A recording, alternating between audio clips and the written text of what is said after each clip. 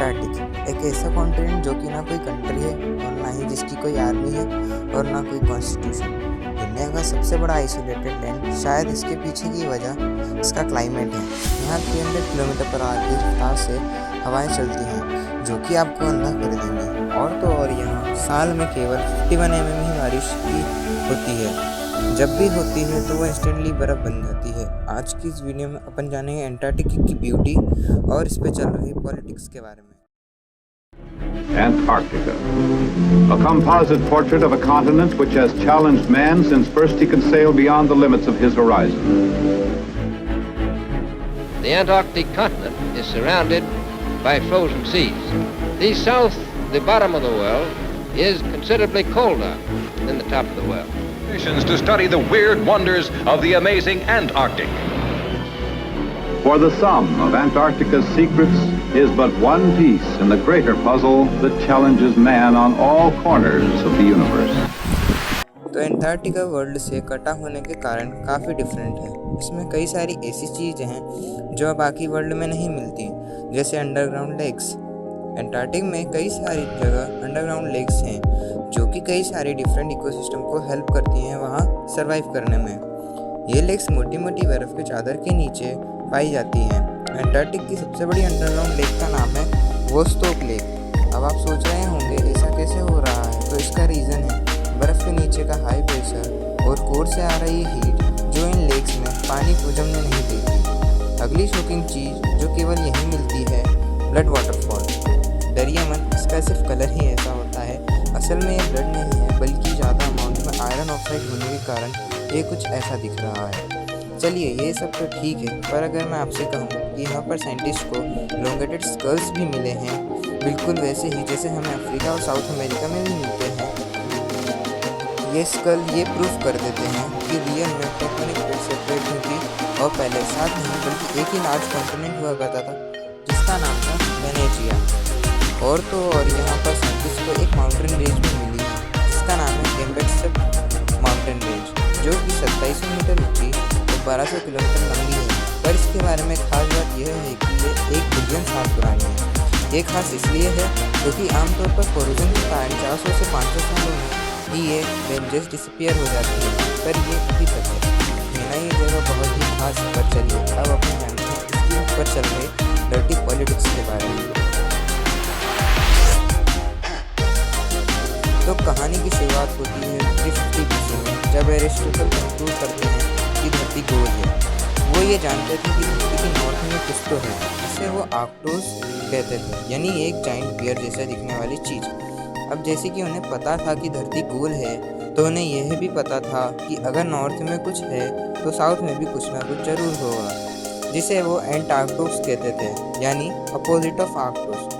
काफ़ी सारे देशों ने वहाँ जाने की कोशिश करी पर कुछ पता नहीं चल पा रहा था, पर वो समझ गए थे कि वहाँ कुछ तो है, जिसके चलते 1530 में फ्रेंच एक्सप्लोरर्स ने एंटार्क्टिक को भी ड्रॉ किया उनके मैप में, जिसका नाम उन्होंने टेरा ऑस्ट्रालिस इनकोग्निटा रखा। इसका मतलब ही होता है अननोन सदर्न लैंड। इन 1973 ब्रिटिश नेवल के कैप्टन जेम्स कुक और उनका जहाज एंटार्क्टिक के काफ़ी पास पहुंच जाते हैं, पर उसके क्लाइमेट के कारण वो मेनलैंड एंटार्क्टिक तक नहीं पहुंच पाते। उन्हें करीब 130 किलोमीटर दूर से ही वापस आना पड़ता है। पर कैप्टन कुक बड़े प्राउडली स्टेटमेंट देते हैं, I can be bold to say no man will reach farther than I have done and that the lands which lie to the south will never be explored। पर यह statement काफ़ी जल्दी fail हो गया क्योंकि 1895 में नॉर्वेजियन आइस ब्रेकर शिप, जिसका नाम ही एंटार्क्टिक था, वो सक्सेसफुली एंटार्क्टिक तक पहुँच जाता है। इसके बाद बाकी कंट्रीज भी लगातार कई सारी एक्सपीडिशन करने लगते हैं, जिसके चलते हमें काफ़ी राज पता चलते हैं। बट 1908 से 1948 एक ऐसा पीरियड जब कई सारी कंट्रीज ने ट्राई करा एंटार्क्टिक पर कब्जा करने का और अपनी टेरिटरी क्लेम करने लगे। ये मैप देखिए, इसमें आप क्लियरली समझ सकते हैं कि कौन सी कंट्री कौन सा पार्ट क्लेम कर रही है। इसमें लार्जेस्ट पार्ट क्लेम किया जाता है ऑस्ट्रेलिया के द्वारा। पर कंट्रीज जैसे अमेरिका, सोवियत यूनियन, जापान और बेल्जियम की कंट्रीज बिना किसी क्लेम के वहाँ एक्सप्लोरेशन कर रहे थे। इन देशों ने अपने क्लेम को प्रूफ करने के लिए वहाँ रिसर्च स्टेशन इस्टेब्लिश करने शुरू कर दिए। 1954 में ऑस्ट्रेलिया पहली कंट्री बन जाती है जिसने मेनलैंड अंटार्कटिक पर अपना रिसर्च स्टेशन सक्सेसफुली बना दिया था।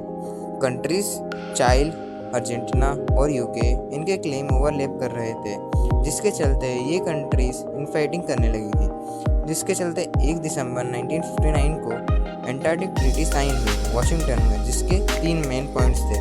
पहला, इसे केवल पीसफुल पर्पस के लिए ही यूज़ कर सकते हैं। दूसरा, इस पे सभी को साइंटिफिक इन्वेस्टिगेशन की फ्रीडम होगी। तीसरा, इस पे की गई साइंटिफिक ऑब्जर्वेशन की इंफॉर्मेशन फ्रीली अवेलेबल होगी सभी कंट्रीज़ को। और सबसे इंटरेस्टिंग बात तो यह थी कि इस ट्रीटी ने किसी भी कंट्री के क्लेम को अबॉलिश नहीं किया था, बस उन्हें टेम्पररी सस्पेंड कर दिया था। मतलब 2048 में जब ये ट्रीटी ख़त्म होगी तो ये कंट्रीज़ वापस अपने एरिया क्लेम कर सकती हैं। चलिए अब इन सब में इंडिया का रोल जानते हैं। स्टार्टिंग में इंडिया अपोज करता है इस अंटार्कटिक ट्रीटी का। वो इसे अमेरिका की कोई चाल समझता है वहाँ कब्जा करने का। दिसंबर 1981 इंडिया अपना पहला साइंटिफिक एक्सपीडिशन को लॉन्च करता है सीक्रेटली, क्योंकि उस टाइम पे इंडिया पार्ट नहीं था उस अंटार्कटिक ट्रीटी का, जिसके चलते उसका वहाँ जाना इलीगल था। ये एक्सपीडिशन लीड करते हैं डॉक्टर सैयद जहूर कासिम और ये सक्सेसफुल होता है। इसके बाद इंडिया भी शॉकिंगली अंटार्कटिक ट्रीटी साइन कर लेता है 1983 में। थर्ड एक्सपीडिशन में सुनीता सेन गुप्ता कंक्लूड करती हैं कि शिमाशा हिल्स से ही अलग होकर इंडिया तिब्बत से टकराया था और जिसने हिमालय को फॉर्म किया था। अब इंडिया के अपने 2 परमानेंट रिसर्च स्टेशन हैं अंटार्कटिक में, मैत्री और भारत।